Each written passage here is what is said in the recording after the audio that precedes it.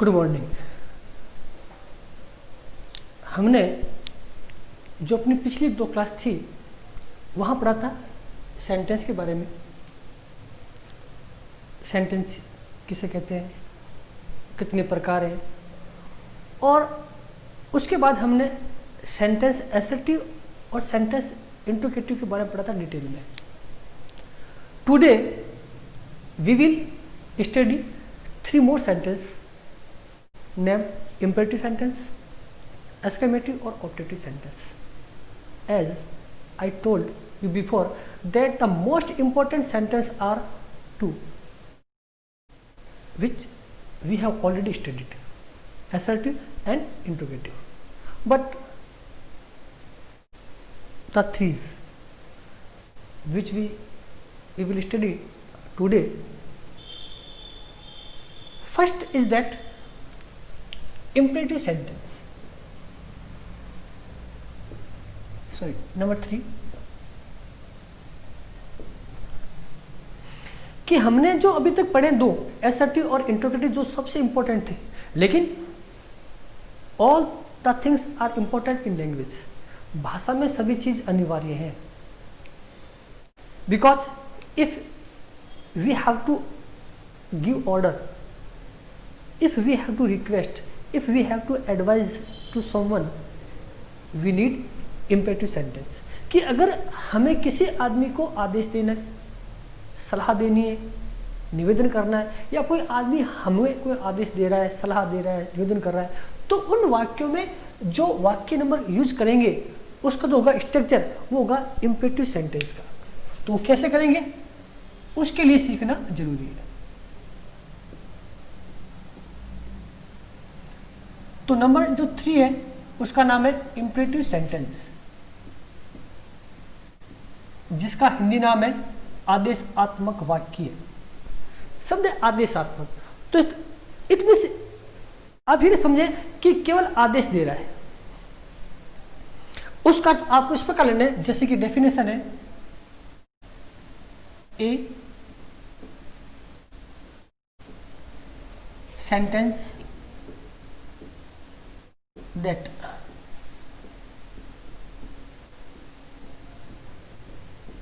expresses the sense of, कि वो वाक्य जो हमें भाव व्यक्त करता है, किसका, ऑर्डर सलाह का,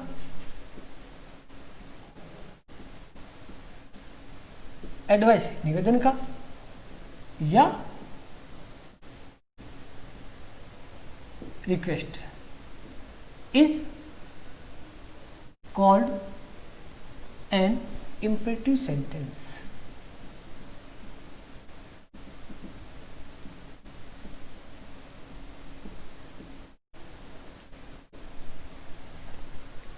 तीन बातों ध्यान रखनी है कि ऐसा कोई वाक्य जो बात निकाले आदेश की, सलाह की, निवेदन की, वो वाक्य imperative सेंटेंस है। जैसे कोई भी टीचर कक्षा में आता है, मैडम आती है और सभी बच्चे उनके रेस्पेक्ट में खड़े होते हैं। मैम कहती है सिट डाउन, तो ये सिट डाउन है, वाक्य बोला। एग्जाम्पल रूप में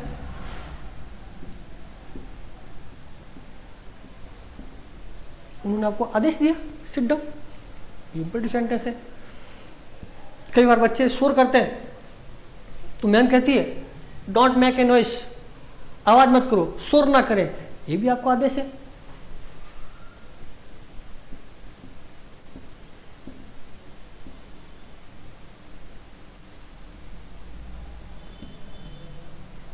नहीं करने का कह रहा है।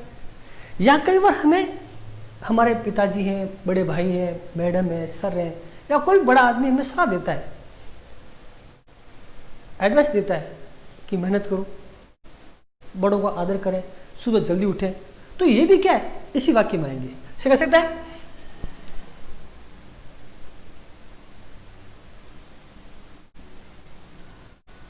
वर्क हार्ड, रेस्पेक्ट एल्डर्स, बड़ों का सम्मान करें, ये भी एडवाइस है। तो ये वाक्य भी इसी में आएंगे। और कई बार हमें किसी से रिक्वेस्ट करनी होती है या कोई हमसे कोई चीज मांग रहा है, रिक्वेस्ट कर रहा है, तो लगाता है प्लीज।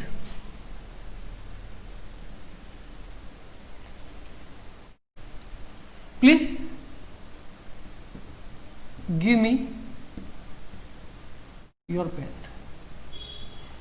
तो मैंने कोई चीज मांगी, तो मैंने उसे रिक्वेस्ट की, तो ये भी हो गया। तो ये सारे वाक्य जो है इंपेरेटिव सेंटेंस है। अब ये जो सारे वाक्य जो इंपेरेटिव है, इसकी जो पहचान है वो क्या हो गई?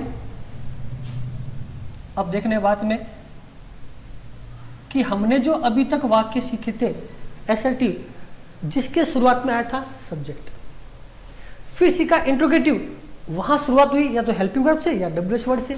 लेकिन इंपेरेटिव के अंदर ना तो आएगा पहले सब्जेक्ट, ना आएगी पहले हेल्पिंग वर्ब, ना आएगा डब्ल्यूएच वर्ड। वो वाक्य सारे के सारे शुरू होंगे वर्ब से। Sit, don't, make, make verb है, वर्क, गिव, यानी इनके शुरुआत में वर्ब आती है। यानी बिगिनिंग विद वर्ब, ये इसकी पहचान है। और जो शेष होगा वो कौन सा होगा? ऑर्डर का, एडवाइस का, रिक्वेस्ट का। और इसका जो बनेगा स्ट्रक्चर,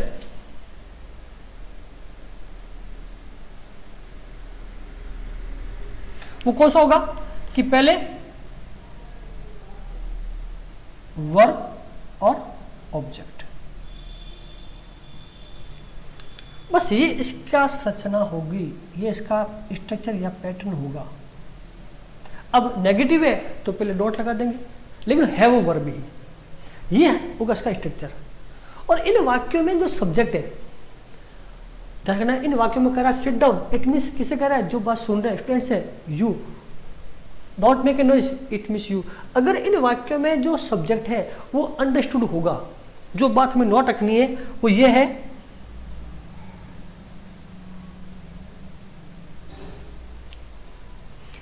कि इन वाक्यों में सब्जेक्ट रहता है अंडरस्टूड।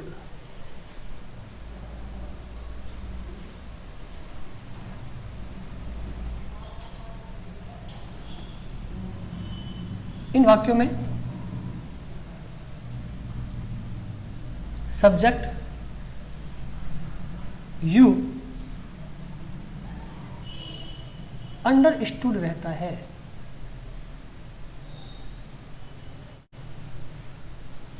ये चीज आप ध्यान रखें, लिखने की जरूरत नहीं होगी, क्योंकि बगैर सब्जेक्ट के सेंटेंस बन नहीं सकता। लेकिन यू को लिखने की जरूरत नहीं। हाँ, इसके अलावा कोई है, किसी का नाम ले, मोहन कम टू मी, तो वो आदेश मोहन के लिए वो लिख दिया हमने। सिट डाउन सोहन, तो मैं कह रहा हूं सोहन को, तो सोहन आ गया।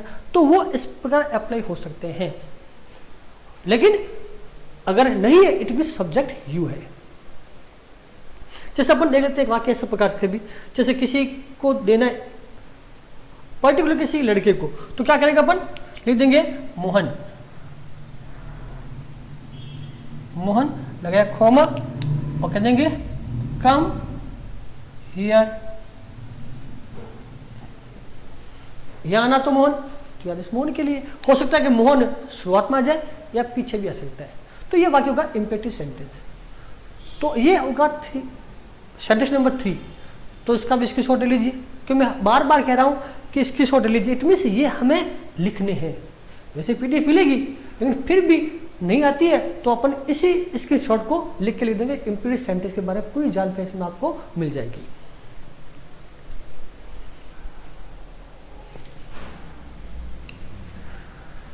फिर आता है नंबर 4 सेंटेंस। उसका नाम है कि एक्सक्लेमेटरी सेंटेंस। नाम है एक्सक्लेमेटरी। क्या कहते हैं? एक्सक्लेमेटरी, यानी विस्मयादि बोधक वाक्य। मैंने पहले कहा है कि इन वाक्यों की इतनी जरूरत नहीं होगी, लेकिन फिर भी भाषा में इसका इस्तेमाल होता है, तो हमको भी सीखना पड़ेगा।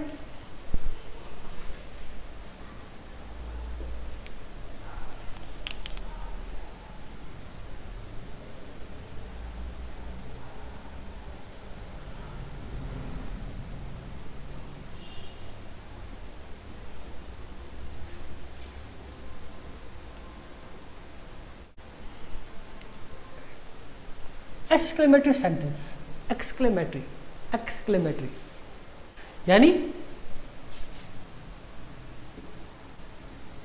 a sentence that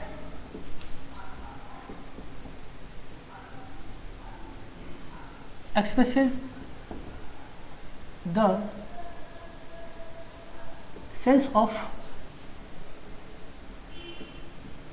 sudden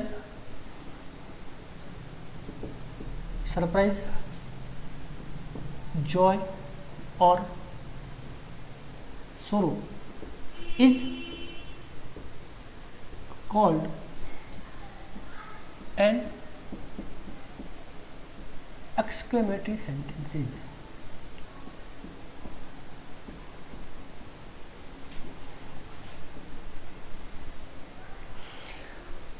मुख्य बात यह है कि ऐसा कोई भी वाक्य जिससे हमें ऐसा बोध हो या है कि हमें कोई ऐसी बात बतानी जो अचानक ही हमने वो देखा और हम आश्चर्य हुए, सरप्राइज हुए, या स्ट्रॉन्ग कह सकते हैं, strong and sudden desire feeling, sorry strong and sudden feeling जो दिखाती है सरप्राइज को, जो दिखाए जॉय को, जो दिखाए सौरो को, यानी आश्चर्य या सुख हो सकता है या दुख भी हो सकता है। ये तीनों बातों को दिखाने के लिए इन सेंटेंस का प्रयोग करते हैं। समझने के लिए कि अपन क्रिकेट मैच के शौकीन है और भारत का किसी का मैच किसी टीम के साथ हो रहा है, ऑस्ट्रेलिया के साथ में, इंग्लैंड के साथ में, और फर्स्ट बॉल हुई और रोहित शर्मा आउट हो गया, तो क्या कहते, ओह, ये जो ओ शब्द निकला वो एक्सक्लेमेटरी सेंटेंस का है। और इसी प्रकार जस्ट अपोजिट करें कि फर्स्ट बॉल थी और रोहित शर्मा ने सिक्स लगा दिया,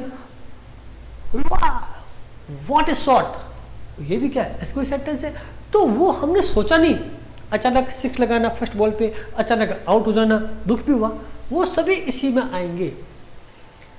उस समय हमारे मन की जो अभिव्यक्ति है, हमारी बॉडी का जो लैंग्वेज कुछ अलग ही होता है, वो कहता है एक्सक्लेमेटरी सेंटेंस। अब ये क्या पहचान है वो अपन आगे देखेंगे, मैं पूछूंगा आपसे।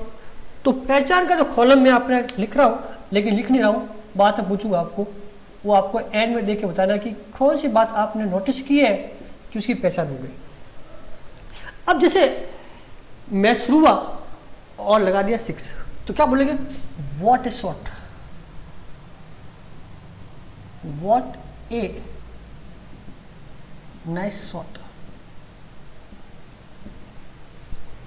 क्या शॉट मारा है। ये वाक्य दिखा रहा है सरप्राइज को, खुशी भी है। भारत वर्ल्ड कप जीत गया तो hurray, we have won the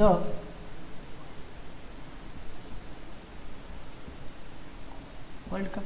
अब जीता तो इंडिया है, हम तो उसमें खेले नहीं, लेकिन हमने अपना ना जोड़ दिया, हुर्रे हम जीत गए, क्योंकि हमारी टीम भारतीय है तो हमने उसमें शामिल कर लिया, हुर्रे बोल दी। इसी प्रकार हो सकता है कि कहीं हम जा रहे थे और अचानक कोई बूढ़ा आदमी या कोई लड़का या लेडी नीचे गिर जाए, तो और ये जो सब था निकलना, ये भी इसी में आता है, ओह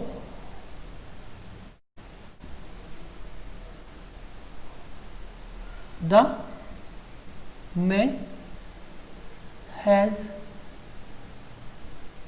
फॉलन।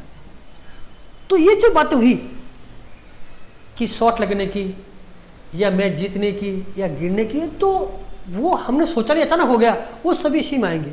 अब इसके एंड में देखना, what a nice shot,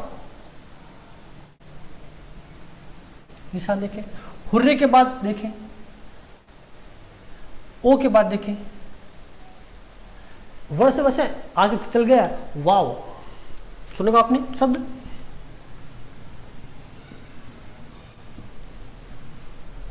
excellent,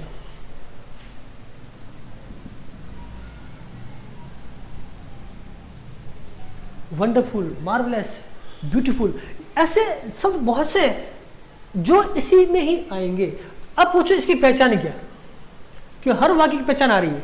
तो वहां भी देखना है कि इन वाक्यों के अंदर ये निशान आएगा, देख रहे हैं आप, इसका नाम है मार्क ऑफ एक्सक्लेमेशन, जो इसी से बना हुआ है। क्या होगा इसे बोलेंगे अपन मार्क ऑफ एक्सक्लेमेशन।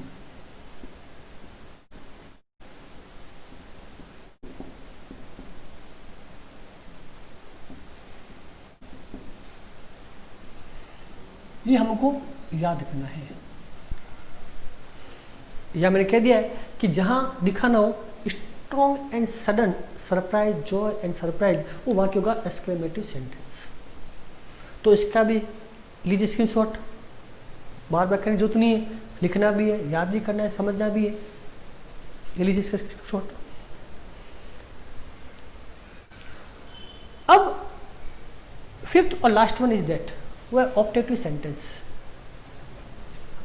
हम जो आपके लिए वीडियो बना रहे हैं, क्योंकि हमारे देश में और हम सभी जो भी मुसीबत का सामना कर रहे हैं कोविड-19 का, तो हो सकता है कि जो फिजिकल क्लास होती है ऑफलाइन, उसका इंटरेस्ट अलग है, उसका मज़ा अलग है, लेकिन जो मुसीबत आई है तो उसमें हमारी ये जो पढ़ाई है बाधा ना बने, उसमें कोई रुकावट ना आए, तो कुछ समय के लिए हम ऑनलाइन कर रहे हैं, लेकिन फिर वापस जब सब कुछ हो जाएगा नॉर्मलाइज, तो वापस मिलेंगे, फिर पढ़ेंगे। वैसे कोई भी दिक्कत आती है तो हमारे स्कूल के जो सर के नंबर हैं उन पर आप कॉल कर सकते हैं, या स्कूल में आकर भी आप मिल सकते हैं।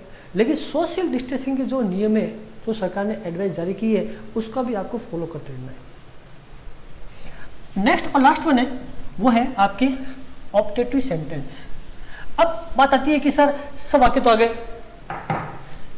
कि किसी को बारे में बताना है तो वाक्य लिखेंगे अपन एसर्टिव, किसी को सवाल पूछना है या हमसे पूछता है तो गया इंट्रोगेटिव, किसी को आदेश देना है, सलाह देना है, रिक्वेस्ट करनी तो गया इम्परेटिव, अचानक के भाव दिखाने तो गया एक्सक्लेमेटिव। अब कौन सा बच गया आप बताएं, बताएं मुझे भी क्या बच गया। नाम बता दिया हिंदी में, सॉरी इंग्लिश में, ऑप्टेटिव सेंटेंस।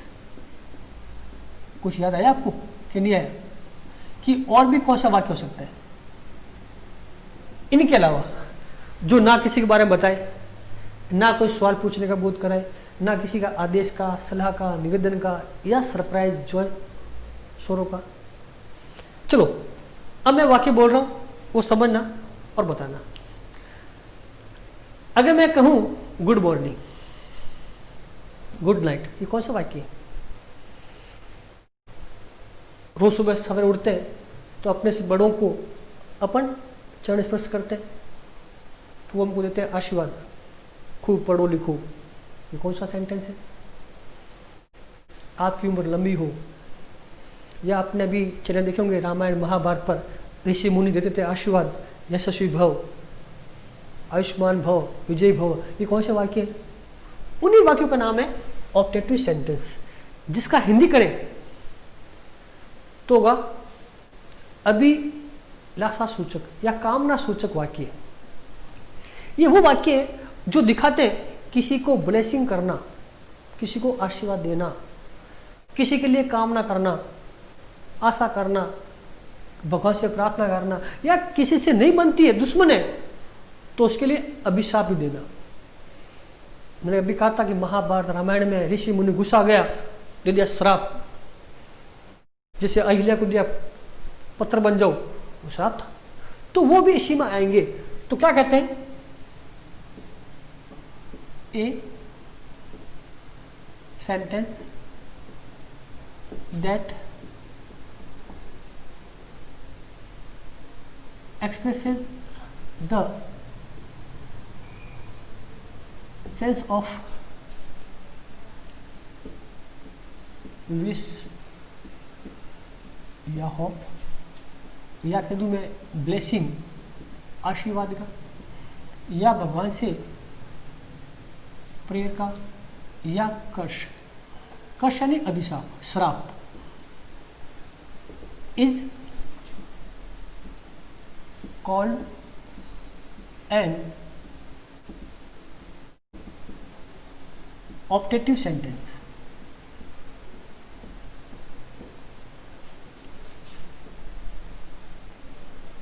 तो ये जो शब्द है किसी के लिए इच्छा करना, किसी को आशीर्वाद देना, किसी से प्रार्थना करना, भगवान से श्राप देना, ये सारे वाक्य इसी में आएंगे।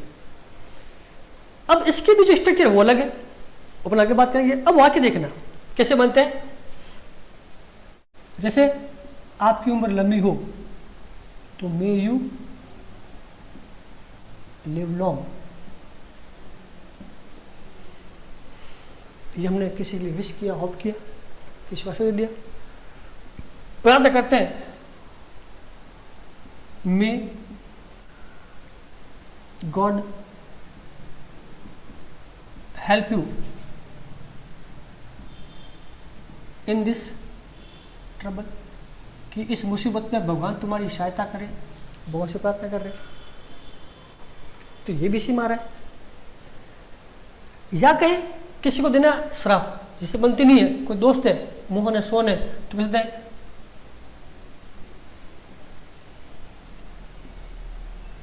मे ही फेल दिस ईयर, कि वो इस साल फेल हो जाए, अपना तो श्राप देना है। या बाहर में जाए,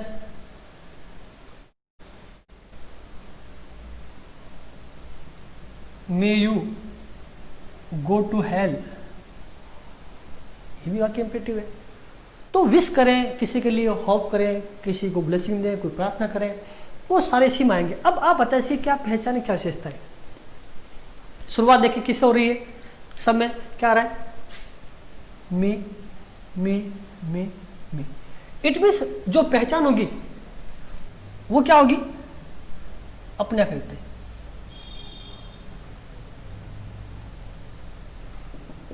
कि शुरुआत में मी, ये एक बात। अब उसके बाद सबका एंड देखिए, लास्ट में क्या आ रहा निशान, मार्क ऑफ एक्सक्लेमेशन या मार्क ऑफ इंटरजेक्शन, एक ही बात है, आ रहा सब में, ये भी आएगा। तो क्या हो गया, एंड में क्या होगा, मार्क ऑफ इंटरजेक्शन या मार्क ऑफ एक्सक्लेमेशन। तो जिसमें दोनों साथ आ जाए, में की शुरुआत है और निशान है मार्क ऑफ एक्सक्लेमेशन का, और विशेष बात सेंस, जो भाव है वो किसका है, किसी को के लिए अभ्यास कर रहे हैं, किसी को आशीर्वाद दे रहे हैं, या भगवान से प्रार्थना कर रहे हैं, या किसी को श्राप दे रहे हैं, वहां ये वाक्य काम आएंगे।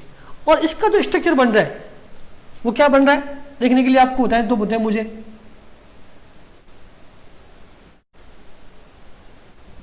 शुरुआत किससे हुई, कि मे से हुई। उसके बाद कौन आया, सब्जेक्ट, फिर वर्ब, उसके बाद ऑब्जेक्ट और जो भी है, और सबसे एंड में मार्क ऑफ इंटरजेक्शन। ये इसकी होगी स्ट्रक्चर।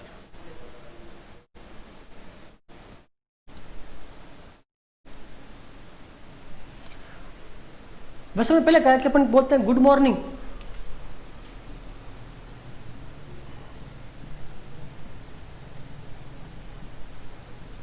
वो भी वाक्य ऑप्टेटिव है। Good night,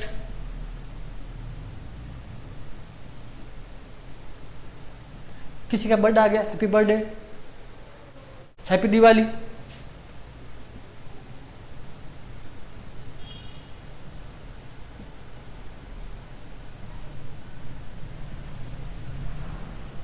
many many happy Tuesday, बहुत से सकते हैं, वो भी सारे इसी सेंटेंस की श्रेणी में आएंगे।